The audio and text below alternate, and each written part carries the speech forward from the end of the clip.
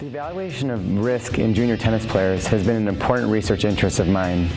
We have evaluated junior tennis players in a number of different fashions to help develop some guidelines and recommendations for you to help figure out how you should structure your tournament and training calendar.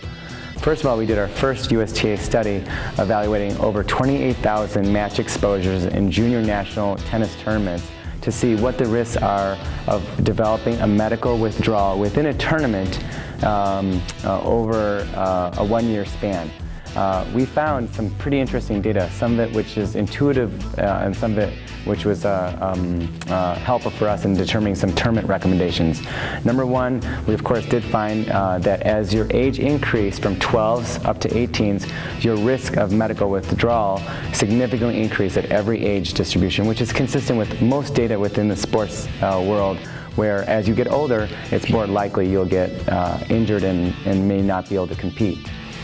Secondly, we found that boys were more likely to pull out of tournaments than girls.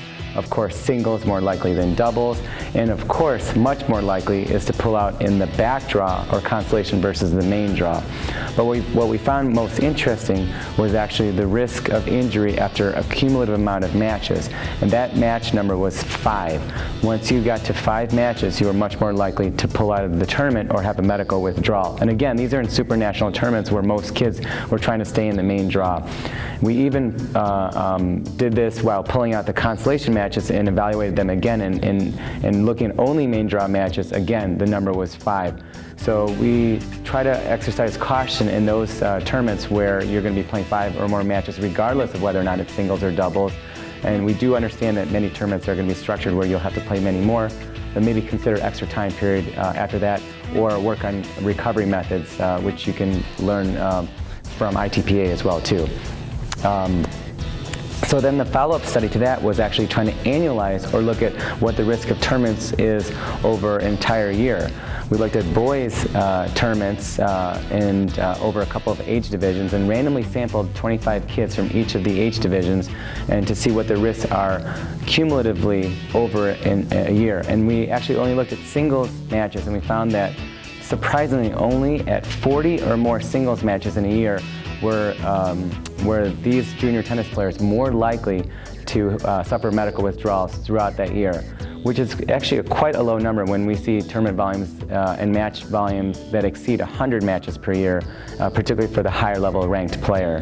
The follow-up study to that was actually trying to evaluate more of the training volumes that many of our junior tennis players do. This study was published in the Journal of Medicine, Science, and Tennis, which suggested that in evaluating over 500 junior Midwest USTA players, most of them at the Midwest closed sectional tournament from 12s to 18s, found that, first of all, most of these young tennis players specialize in only tennis at a young age of about 10 years old. So about 70% of them specialize at that young age, while when you get to 16s and 18s, about 90 to 95% of those kids specialize in only tennis. Those kids that reported playing only tennis were 1.5 times more likely to report a prior injury, and we were the first to report that specialization in a sport, particularly in tennis, may potentially be a risk factor for injury. Other volumes we evaluated were the weekly practice volume, and we did find some association with the number of 16 hours per week or greater being a risk for development of injury or even medical withdrawal, although this relationship isn't as clear as other relationships. We were also concerned about year-round training and seeing if year-round training would have some direct relationship to injury or medical withdrawal. And in this study, 95% of the kids trained year-round, so it was very hard to elicit or pull out that type of information. So we can't give firm recommendations on whether or not your child should train and compete year-round. However, intuitively in other sports such as baseball, this has been shown pretty clearly to be a risk factor for injury. We wanted to follow up with our last study on junior tennis players to evaluate junior players weekly to see what their risks are of training, but also particularly off-court conditioning and training.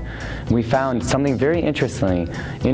After a summer of competitive junior tennis, those players that competed more during the week tended to actually have less injury rates, and we also noticed that it was these players that were training and conditioning 2 or more hours per week. So we think that there is actually a protective effect of conditioning and training on injury. In other words, if you want to do higher training volumes, you may actually reduce your risk of injury by conditioning and doing off-court training.